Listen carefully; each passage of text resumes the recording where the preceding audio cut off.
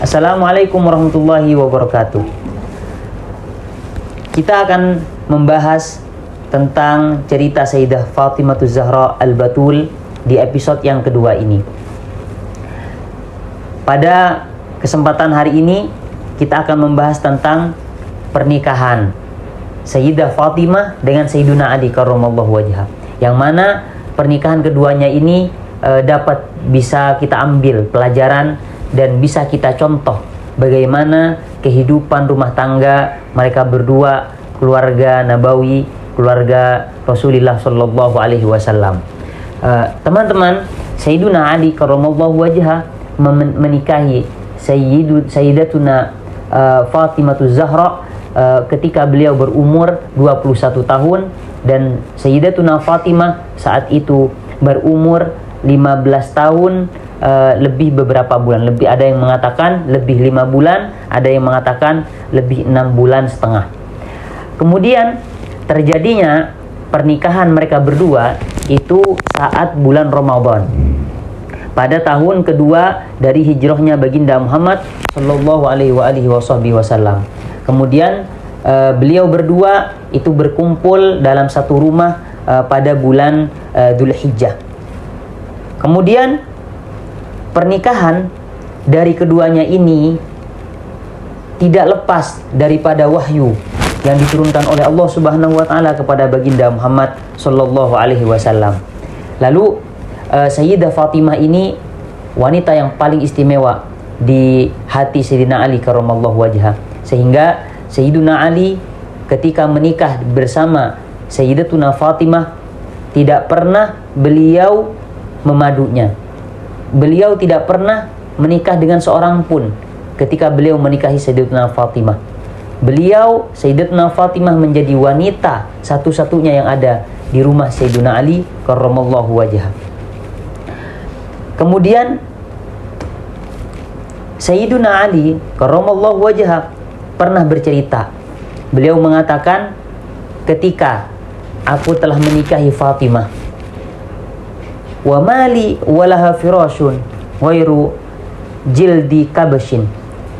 Kata beliau, setelah aku menikah dengan Fatimah, aku tidak memiliki karpet, aku tidak memiliki kasur, aku tidak memiliki tempat tidur kecuali hanya karpet yang terbuat dari kulit domba, yang mana pada malam harinya kita tidur di atasnya dan pada siang harinya kita menjemurnya. Dan juga kita tidak memiliki pelayan. Artinya begitu sederhana, bahkan begitu melarat kehidupan mereka berdua. Padahal mereka berdua adalah putri dan menantu dari pemimpin Islam yang seharusnya mereka hidup dalam kemewahan dan mereka mampu untuk hidup di dalam kecukupan. Akan tetapi inilah pilihan mereka. Mereka tidak mengejar dunia, akan tetapi mereka benar-benar membuktikan bahwasanya untuk mencapai kebahagiaan tidak selalu diukur dengan dunia. Lalu Sayyidina Ali juga pernah bercerita bahwasanya ketika Rasulullah menikahkan beliau dengan Sayyidatuna Fatimah, Rasulullah membawakan untuk beliau karpet dan membawakan untuk mereka berdua bantal yang di dalamnya itu isinya. Kalau kita isinya itu kapas atau yang sesuatu yang sangat lembut. Akan tetapi bantal beliau berdua itu diisi dengan serat dari pohon kurma atau dari daun kurma. Kemudian beliau juga membawakan untuk mereka berdua tepung, ya alat-alat rumah tangga, bentuk kasih sayang dari seorang ayah dan dari seorang mertua kepada menantunya. Kemudian suatu saat teman-teman, karena Sayyiduna Ali karramallahu wajhah melihat prihatin kepada Sayyidatuna Fatimah yang mengurusi rumah sebegitu hebat. Sayyidatuna Fatimah ini seorang putri Nabi Muhammad, seorang putri yang mulia, bahkan akan menjadi Sayyidatun Nisa fil Jannah, akan menjadi pemimpin wanita di surga. Akan tetapi kehidupannya di dunia itu beliau jauh dari kata-kata mewah, dari kata-kata kenyamanan. Bahkan setelah menikah dengan Sayyidina Ali karramallahu wajhah, beliau bekerja mengurusi rumah tangganya, sampai-sampai tangan beliau itu menjadi keras. Tangan beliau tidak lembut sebagaimana orang-orang wanita-wanita yang biasanya tidak melakukan kegiatan di rumahnya. Akan tetapi sebaliknya, tangan beliau keras, kaki beliau juga kasar, dan bahkan baju-baju beliau itu lusuh. Dan begitulah keadaan Sayyidatuna Fatimah radhiyallahu taala anha yang bisa kita contoh untuk kalangan perempuan. Contohlah beliau bagaimana seorang putri dari Nabi, dari pemimpin Islam yang memilih untuk hidup sederhana dan memilih hidup mandiri, tidak bergantung kepada orang tua dan juga tidak bergantung kepada manusia. Kemudian suatu saat karena keprihatinan ini, Sayyiduna Ali karramallahu wajhah mengusulkan kepada Sayyiduna Fatimah, "Ya Fatimah, abah kamu mendapatkan beberapa tawanan. Bagaimana seandainya kamu meminta satu orang dari tawanan tersebut untuk menjadi pembantumu agar meringankan pekerjaanmu di rumah ini?" Kemudian Sayyidah Fatimah datang kepada Nabi Muhammad untuk mengabulkan permintaan Sayyiduna Ali. Akan tetapi Sayyidah Fatimah merasa tidak enak untuk meminta sesuatu kepada abahnya, karena beliau tahu, beliau faham, beliau sangat sayang kepada abahnya.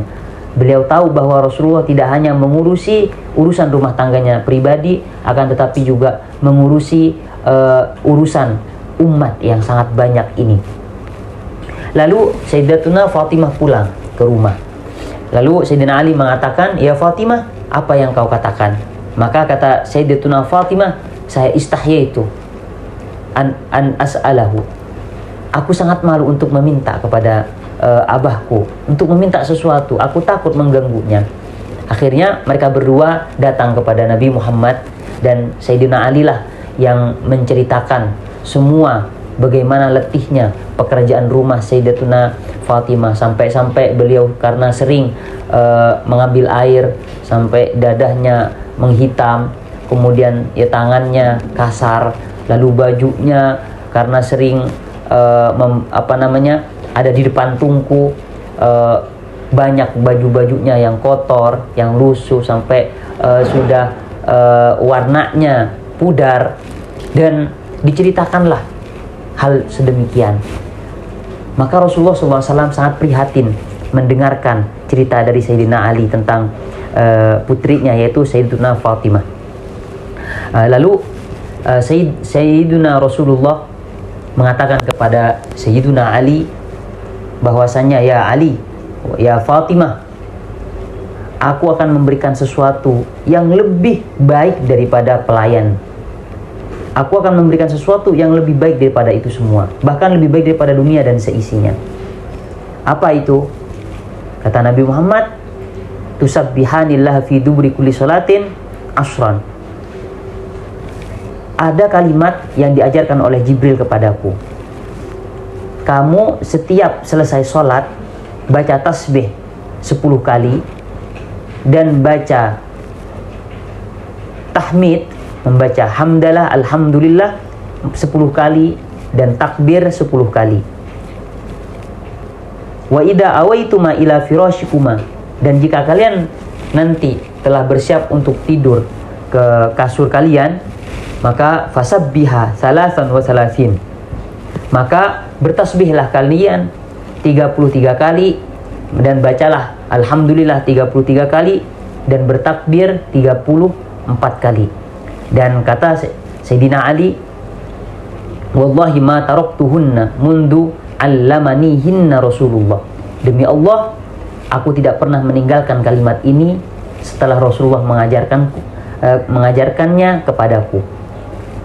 Dan inilah hadiah dari Rasulullah untuk kedua pasangan suami istri yang sangat mulia ini. Dan semoga kita bisa mencontoh kehidupan dari keduanya, kehidupan yang sangat harmonis, rumah tangga yang sangat dipenuhi dengan mahabbatullah dan Rasulnya. Dan sekian dari kami, kita akan lanjut kepada episode selanjutnya. Assalamualaikum warahmatullahi wabarakatuh.